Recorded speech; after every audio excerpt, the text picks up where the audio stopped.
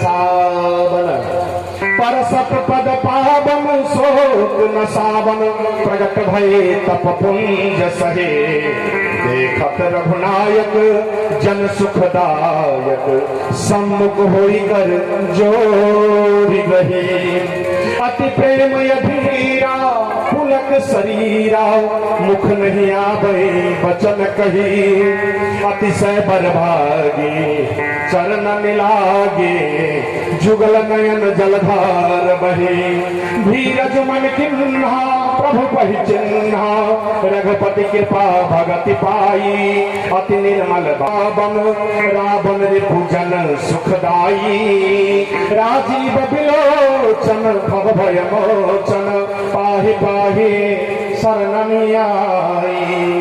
अहिल्या राम जी के सामने में आई और राम जी के सामने में आकर के प्रार्थना गाने लगी और राम जी के सामने में प्रार्थना गा करके अहिल्या जी का उद्धार हुआ। और जब अहिल्या जी का उद्धार हुआ उस समय राम जी जब गुरु जी के साथ में आगे बढ़े तो यहाँ लिखते हैं बाबा कि चले राम लक्ष्मण मुनि संगा चले राम लक्ष्मण मुनि संगा गए जहाँ पावन गंगा गए जहाँ पावन गंगा हरसी चले मुनि बर के साथा कहाँ धनुष जग जब राम जी सुने तो वहां बाबा लिखते हैं कि हरसी चले मुनि बर के साथा हरसी मने बुझे छिए प्रसन्न भके लेकिन जब यहाँ अहिल्या जी का उद्धार राम जी कर दिए तो राम जी अब यहाँ जब गुरु जी के साथ में चले तो बाबा लिखते हैं कि चले राम लक्ष्मण मुनि संगा। किसी ने गोस्वामी जी से पूछा कि राम जी यहाँ प्रसन्न नहीं है क्या तो गोस्वामी जी कहते हैं राम जी प्रसन्न नहीं है क्योंकि राम जी को होता है कि हमसे बहुत बड़ा अपराध हो गया है एक ब्राह्मणी के शरीर में हम अपना पैर सटा दिए हैं हमसे पाप हो गया है। तो जीवन में जब आपको लगे कि हमसे पाप हो गया है तो पाप का निदान कहाँ जाकर के होता है तीर्थ स्थान में। इसलिए यहाँ बाबा दूसरे पंक्ति में लिखते हैं गए जहाँ जग पावनी गंगा। गुरु जी राम और लक्ष्मण को लेकर के तीर्थ स्थान में पहुंच गए गंगा जी के किनारे में पहुंच गए। मैया तीर्थ में जाए छे घूमे सबके लागे छे सर्द पीट देलक तीर्थ में नहीं जाए छिए तीर्थ में जाके की करे छिए दादी राधे राधे मैया सब जी देता ना गंगा नहाओ ले तारो किसी लेता चाहे नहीं लेता 1 किलो मुरही आधा किलो जिलेबी और 2-4 गो झिल्ली बड़ी जरूरी रहो। संजोग बस एगो दादी के साथ में गंगा नहाए के मौका भेट गया तो गंगा हम नहाए नहीं छी हमरा लागे 32 साल उम्र 33 साल उम्र भेले 33 साल के उम्र में एखन तक मुश्किल से 1 या 2 बेर हम गंगा स्नान केलहुँ किया हमरा गंगा स्नान करे की इच्छा नहीं हुई हो हम तो कम से कम 1-2 बेर गंगा स्नान कहियो ले लो। विद्यापति जी अपना जीवन में कहियो गंगा स्नान नहीं केले विद्यापति जी 20 से गंगा स्नान करे के लिए आबे तो जरूर रहे थे लेकिन स्नान हिनकर नहीं होते रहे। गंगा जी के किनार में आए के प्रणाम कऽ के वापस विद्यापति बरसो खसार पाउल तो तीरे छोड़ाई तनिकट नयन बहनी बरसो खसार पाउल तो छोड़ाई तनिकट नयन बहनी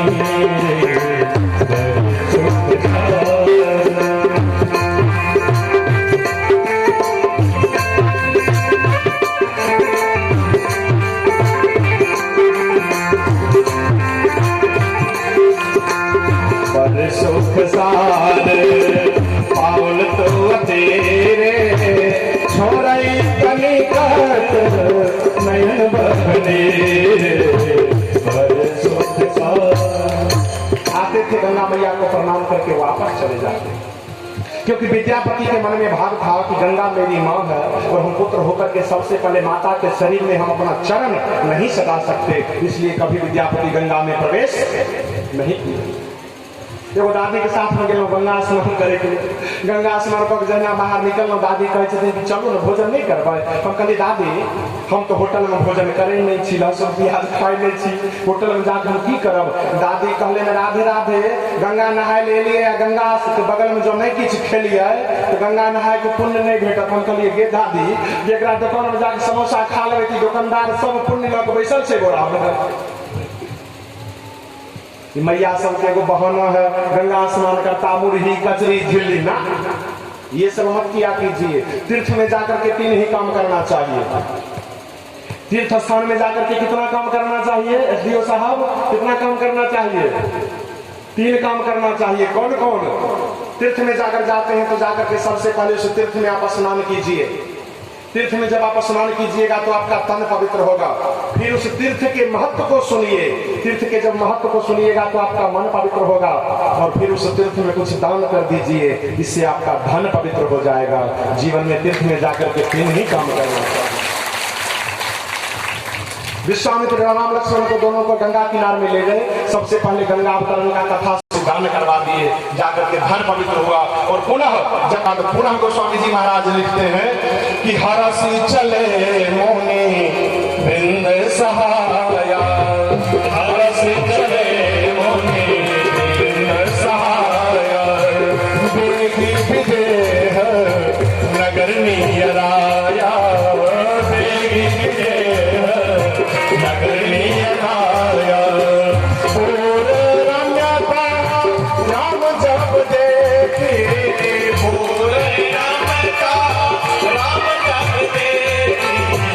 हर से अनुज समेत विशेष, हर से अनुज समेत विशेष,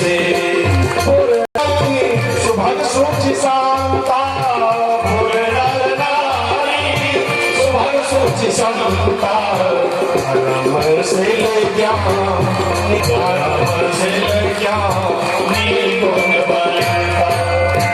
दोनों भैया गुरु जी के साथ में जनकपुर में प्रवेश कर गए। मिथिला धाम में हो, बोल मिथिला धाम की जय। जिस जगह हम आप अभी बैठ करके कथा सुन रहे हैं ये मिथिला धाम है। यहाँ राम जी गुरु जी सुंदर हमर बिहार के, सुंदर हमर बिहार के, सुंदर हमर बिहार के, सुंदर हमर बिहार के।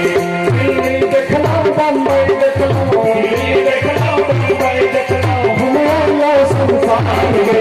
सुंदर हमर बिहार के, सुंदर हमर बिहार के, सुंदर हमर बिहार के, सुंदर हमर बिहार के, सुंदर हमर बिहार के, सुंदर हमर बिहार।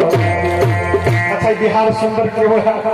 बिहार इसलिए सुंदर है कि यहाँ परमात्मा भी आए याचना लेकर के। राम जी परम पिता जो परमेश्वर है वो आए इस धरती पर में याचना लेकर के कि हमारा भी यहाँ विवाह हो जाए, यानी पूरे दुनिया में इनको पसंद करने वाला। और सोचिए कि जानकी जी का जन्म अगर मिथिला में नहीं होता तो राम जी का विवाह एक भी बरतुहार राम जी से विवाह नहीं करता। लेकिन धन है ये मिथिला धाम जहां आकर के राम जी का कुंवर पंथ छूट गया हो। हम तो राम जी को कुछ भी कह सकते हैं। राम जी को हम ही नहीं आप भी राम जी को गाली दे सकते हैं, क्योंकि उनका गाली सुनने का यह अधिकार है। जो मन में आए राम जी को गाली दीजिए। भैया जब वृंदावन में रहते हैं, वृंदावन के बड़े बड़े उच्च कोटि के जो सिद्ध साधक है महात्मा है, वो जब जानते हैं तो कृष्ण मूर्ति बिहार से है, उच्च कोटि के जो महात्मा है वो भी चरण छू करके प्रणाम करते हैं, चाहे वो राजेंद्र दास हो या फिर देवकी नंदन ठाकुर हो। क्यों?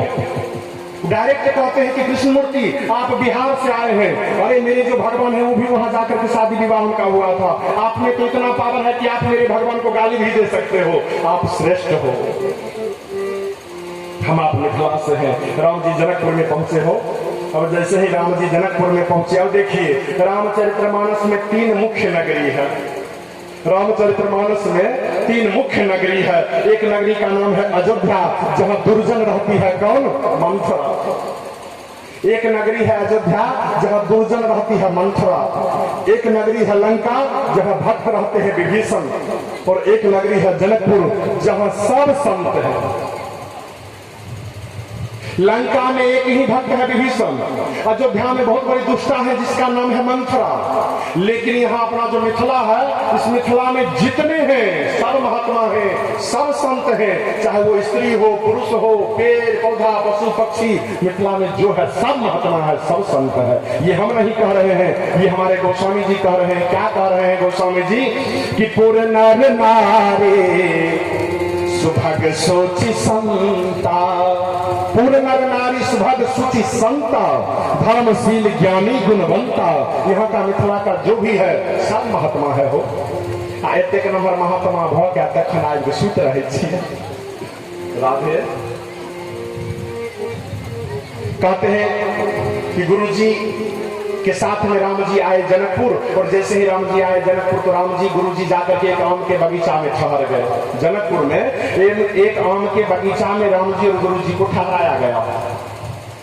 जब ठहराया गया, समाचार जाकर के जनक जी को मिला कि विश्वामित्र आए हैं और विश्वामित्र के साथ में 2 राजकुमार भी आए हैं। जब ये समाचार जनक जी को मिला तो जनक जी को जब समाचार मिला, समाचार क्या मिला जनक जी को?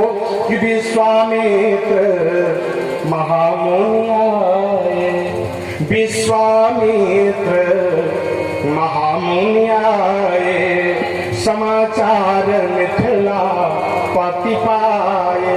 जनक जी को समाचार मिला, और जब जनक जी को समाचार मिला उसके बाद जनक जी संग सचिव सुचि भूरि भट भूसुर बर गुर ज्ञानी, चले मिलन मुनिनाय कहीं मुदित राव ये भांति।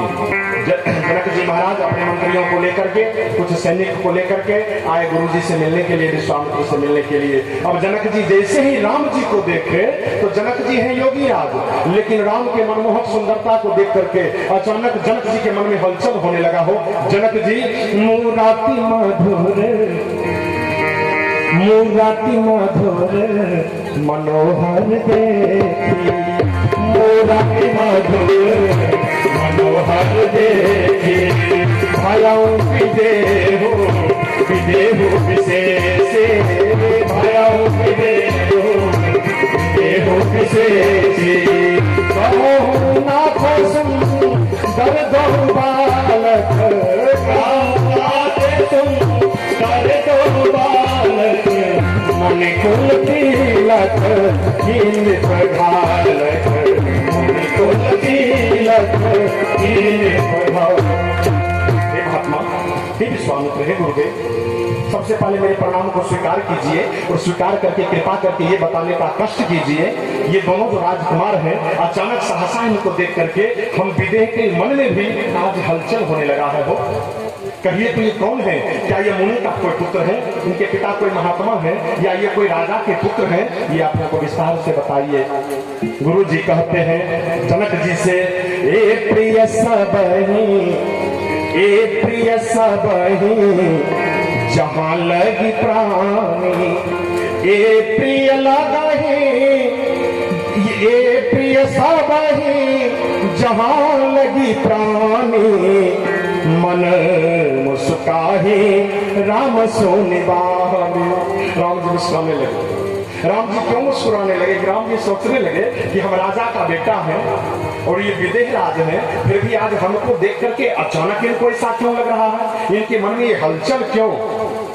जनक जी कहते हैं कि नाना, इतना सुंदर राजकुमार को आम के बगीचा में ठहराना उचित नहीं है।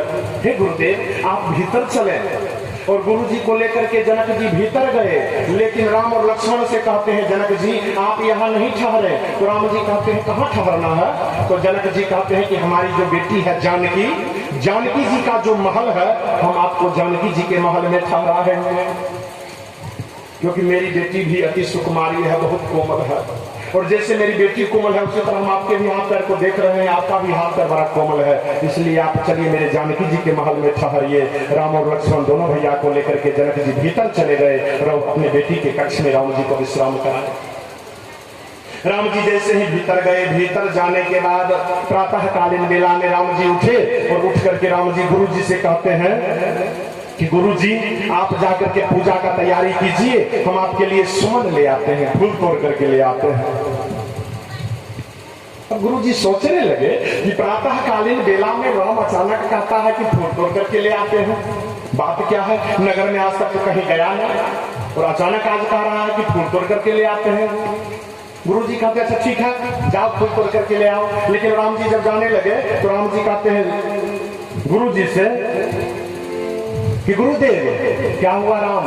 तो लक्ष्मण रात में जब मेरे पास सोया तो लक्ष्मण एक बात हमको रात में कह रहा था। तो गुरुजी कहते हैं लक्ष्मण क्या कहा रात में तुमको? तो राम जी कहते हैं कि लखन हृदय लाल सा विशेषी, लखन हृदय लाल सा विशेषी, जाय जनकपुर, जाय जनकपुर आई देखी।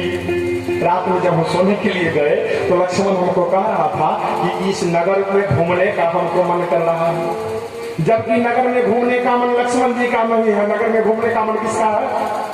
राम जी का। लेकिन बहाना बना रहे हैं कि लक्ष्मण घूमना चाहता है ताकि इस बहाने हम गुरु जी की नजर में बेकार भी नहीं हो और इस बहाने हम नगर में घूम भी ले। और लक्ष्मण भैया मन ही मन सोचने लगे कि हम कहा इनको कब बोले जब हमको नगर घूमने का मन कर रहा है। जब लक्ष्मण भैया देखते हैं राम जी के इधर तो राम जी इशारा से कहते हैं चुप रहो हमको कहने दो। गुरु जी सब बात समझ गए। राम जी से गुरु जी कहते हैं कि राम लखनपुर देखन चाहे, प्रभु संकोच डर प्रगट न करहे। लक्ष्मण इस नगर में घूमना तो चाहता है लेकिन मेरे डर से संकोच बस ये आपको बताना नहीं चाहता। राम जी कहते हैं गुरु जी से कि जो राउर आयस मैं पाबूं, नगर दिखाए तुरंत ले आओ। गुरु जी अगर आपका आदेश हो तो लक्ष्मण को हम ले जाते हैं, तुरंत नगर में घुमा करके वापस ले आएंगे। और गुरु जी सोचने लगे कि इससे पहले तो ये कभी जनकपुर आया नहीं और ये अनजान जगह है जनकपुर, और ये कह रहा है बड़ा विश्वास के साथ कि हम लक्ष्मण को लेकर के जाते हैं नगर में घूम करके आ जाएंगे। गुरु जी सब बात समझ गए हो। गुरु जी कहते हैं राम जी से कि जाय देखिया बहु नगर, सुख निधान दो भाई, करहु सुफल सबके नयन, सुंदर बदन दिखाई। गुरु जी समझ गए कि राम जी नगरवासी को अपना दर्शन देना चाहते हैं, क्योंकि राम जी का दर्शन साधारण में कोई कर नहीं सकता। राम जी इतने बड़े दयालु हैं, आज स्वयं जनकपुरवासी को दर्शन देना चाहते हैं। गुरु जी कहते हैं चिंता मत करो, जाओ और तुरंत सबको अपना रूप दिखा करके वापस आ जाओ। राम चले। अब राम जैसे ही चले नगर में राम और लक्ष्मण दोनों भैया प्रवेश किए। तो राम लक्ष्मण जब दोनों भैया प्रवेश किए तो सबसे पहले जनकपुर का एक बच्चा राम जी को देखा, और जब जनकपुर का बच्चा राम जी को देखा तो कहता है कि देखन नगर भूप सुत आए, देखन नगर भूप सुत आए, समाचार पुर पासे न पाए। बच्चा जब राम और लक्ष्मण को देखा तो जाकर के पूरे जनकपुर में हल्ला कर दिया। एक राजा का राजकुमार आ रहा है नगर में घूमने के लिए, एक राजा का राजकुमार आ रहा है नगर में घूमने के लिए। जितने नगर का मिथिलानी थी हो सब अपने अपने परकोटा पर में चढ़ गई, कोई छत पर में कोई कहीं, और सब राम जी का दर्शन करने के लिए व्याकुल हो गई। जो नगरवासी जिस अवस्था में था वहीं से बाबा लिखते हैं कि धाये धाम काम सब त्यागी, मनहु रंग निधि लूटन लागी। सब मिथिलानी अपने अपने काम को छोड़ करके भाग करके आई और राम जी का दर्शन करने लगे। भगवान को देख करके एक सखी कहते हैं वाह, इनको देख करके तो लगता है कि आज चतुरानंद ब्रह्मा भी इनके सामने फैल है। इनके सुंदरता के सामने आज चतुरानंद ब्रह्मा भी नहीं टिक पाएंगे। एक सखी कहती है अरे चतुरानंद ब्रह्मा का तो छोड़ो, आज चतुर्भुज रूपधारी भगवान विष्णु भी इनके सुंदरता के बराबरी नहीं कर सकते। तो एक सखी कहती है अरे महेश पंचानन जो महेश है वो पंचानन महेश भी आज इनके सुंदरता के बराबर में नहीं हो सकते। अब यहाँ सीता जी का 8 प्रमुख सखी है। सीता जी का 8 प्रमुख सखी है। ये 8 सखी जानकी जी का जो थी प्रमुख, जो हमेशा जानकी जी के साथ में रहती थी, ये 8 सखी राम जी को देखने लगी। अब 8 सखी जब राम जी को देखने लगी तो एक सखी है जिसका नाम है लक्ष्मणा। लक्ष्मणा कहती है वाह कितना सुंदर है दोनों। दूसरी सखी है जिसका नाम है शुभ्रशीला। पहली सखी है लक्ष्मणा। लक्ष्मणा कहती है कि कितना सुंदर है दोनों राजकुमार। तो दूसरी सखी है जिसका नाम है शुभ्रशीला। शुभ्रशीला कहती है पूरा बात बताया राम कौन है। ये तो हम समझ रहे कि ये सुंदर है, लेकिन पूरा बात बताओ कि ये है कौन। सुने हैं इनका नाम राम है। शुभ्रशीला कहती है कि पूरा बात बताइए कि राम कौन है। तीसरी जो सखी है उसका नाम है भद्रा। भद्रा कहती है कि जानकी के योग्य यही सांवला राजकुमार हमको लग रहा है। जानकी के योग्य यही सांवला राजकुमार हमको लग रहा है। चौथी सखी है जिनका नाम है मानवती। मानवती कहती है चुप करो, महाराज प्रण पर टिके हुए हैं, तुम विवाह क्या बात करते हो। महाराज यहाँ प्रण पर में टिके हुए हैं कि जो धनुष तोड़ेगा उसके साथ सीता का विवाह होगा। चौथी सखी जो थी मानवती कहती है चुप रहो, महाराज प्रण पर टिके हुए हैं। पांचवी सखी है जिसका नाम है लीला। लीला कहती है सांवरावर ही जानकी जी को मिलेगा, हमको विश्वास है कि सांवरावर से ही जानकी जी का विवाह होगा। छठी जो सखी है उनका नाम है श्यामा। श्यामा कहते हैं बहुत अच्छा कहा तुमने, बहुत सुंदर बहन, बहुत सुंदर, तुम सही कह रही हो कि श्यामला से ही जानकी जी का विवाह होगा। तो सातवीं जो है उनका नाम है शांता। शांता कहती है अरे मन में मलपुआ मत पका। तुम लोग यहाँ खड़ा होकर के मन में जो मलपुआ पका रही हो, मन में मलपुआ मत पकाओ। तो आठवीं जो सखी है, आठवीं सखी का नाम है सुशीला। सुशीला कहती है कि मन में मालपुआ क्यों नहीं पकावे, मन में मालपुआ क्यों नहीं पकावे। तो सातवीं जो सखी है, वो सातवीं सखी कहती है राम जी को देख करके, बोली सातवीं सखी राम को देख कर रच दिया है विधाता ने जोरी सुघर। बोली सातवीं सखी राम को देख कर रच दिया है विधाता ने जोरी सुघर। पर धनुष कैसे तोड़ेंगे, पर धनुष कैसे तोड़ेंगे कोमल कुंवर, पर धनुष कैसे तोड़ेंगे कोमल कुंवर। मन में शंका बनी रह गई।